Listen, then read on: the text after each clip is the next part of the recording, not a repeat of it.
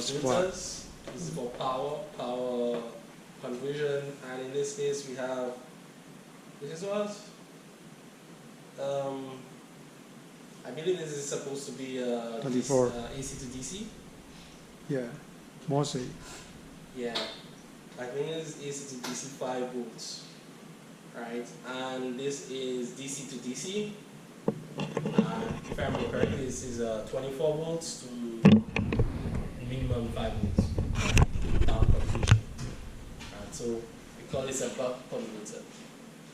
So for DC to DC conversion, we call it buck and boost. Buck usually means to drop, right? Like you buckle down.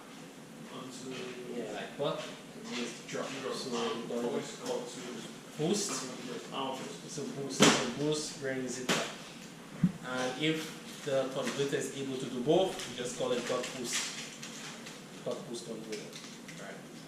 Usually for electrical devices, you require 24 DC power.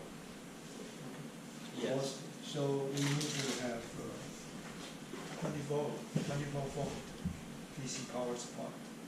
Okay, but sometimes, that's not always, but sometimes we need to have a controller. If the controller like a Raspberry Pi or something, this will require maybe 3.3 volt from 5 volt.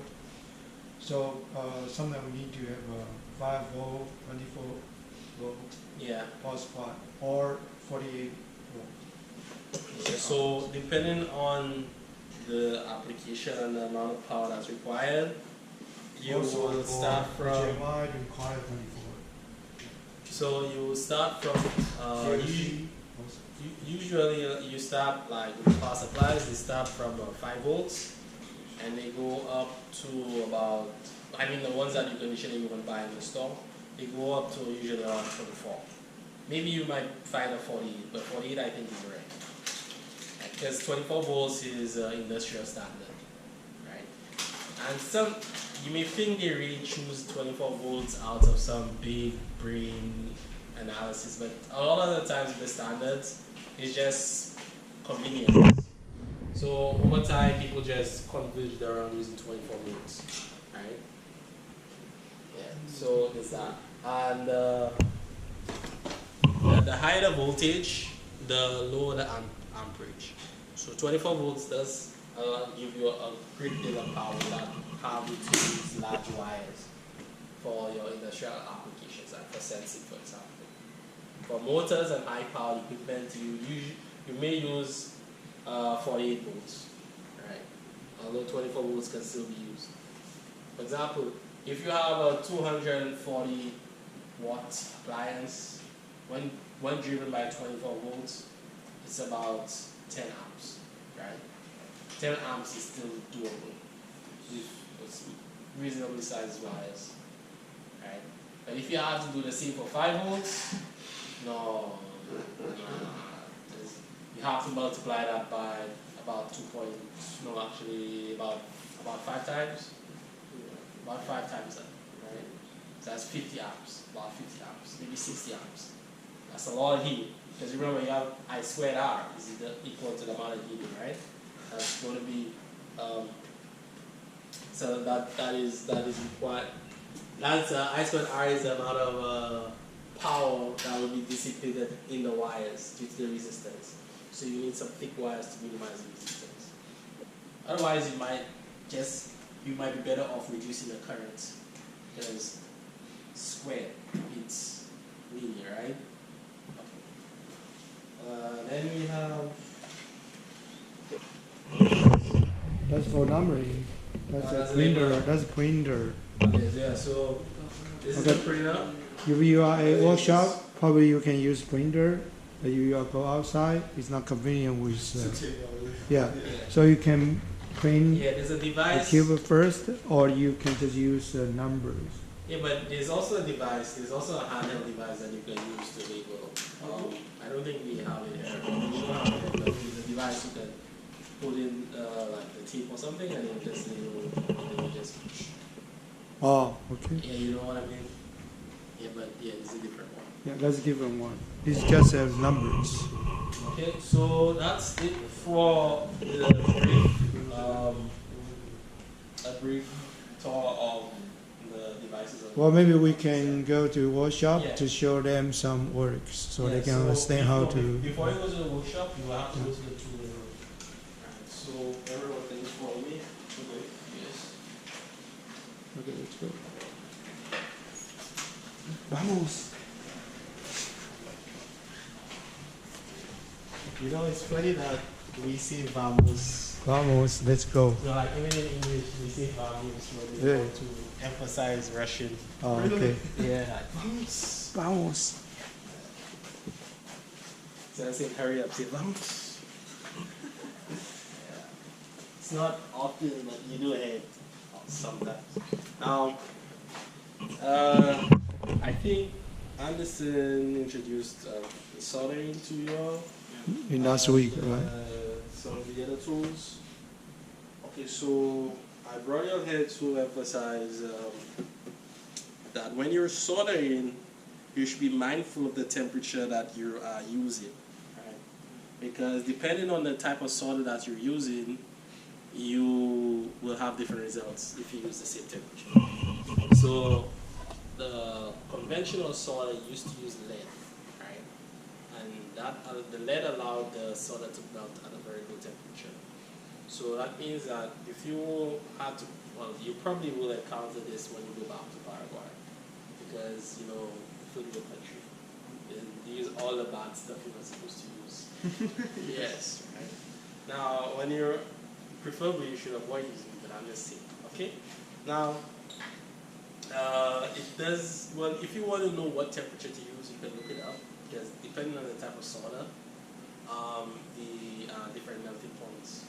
So, I think for the solder using tin, I think it's, what's the combination? Tin and... Usual temperature is around 200.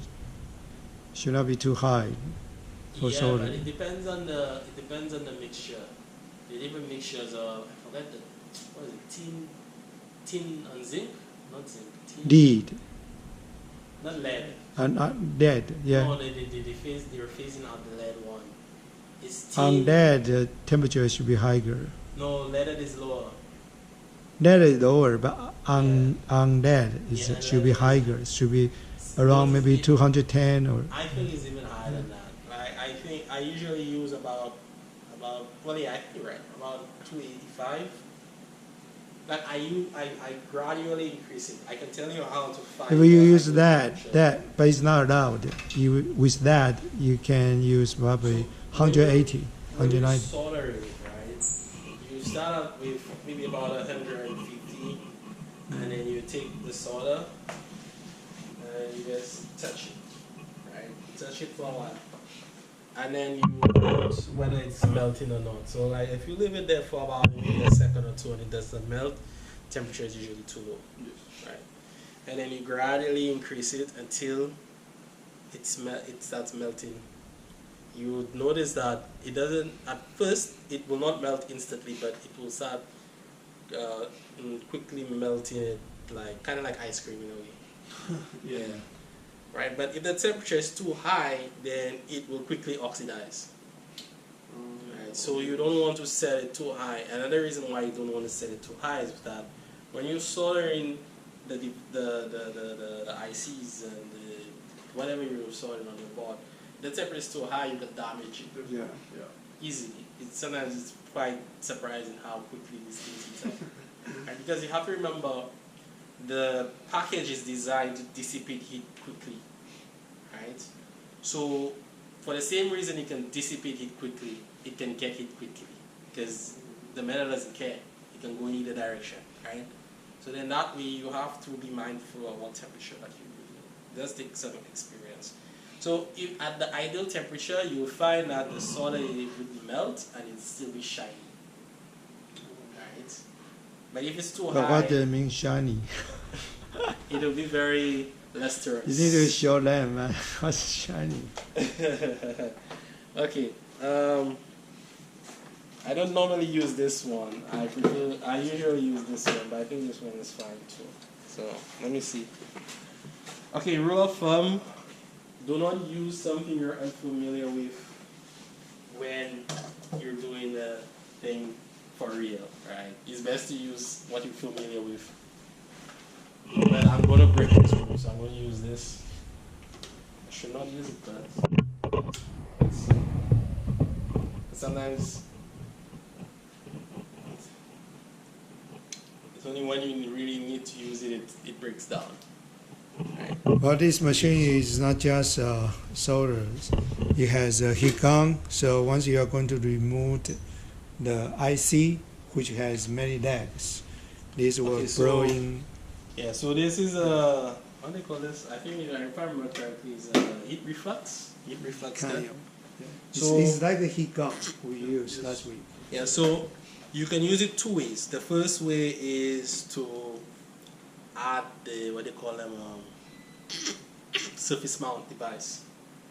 Right. So, So small. so the surface mount devices, they are too small to use this.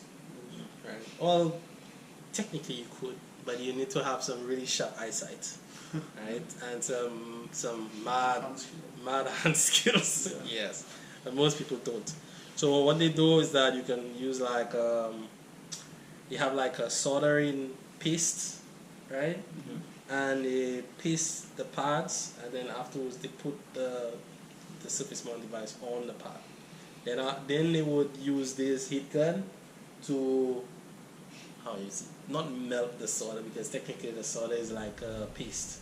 But like to, I would say cure it. Well, for now, Cure. probably we don't need to explain so much detail. You Okay. just need to know we do have this equipment.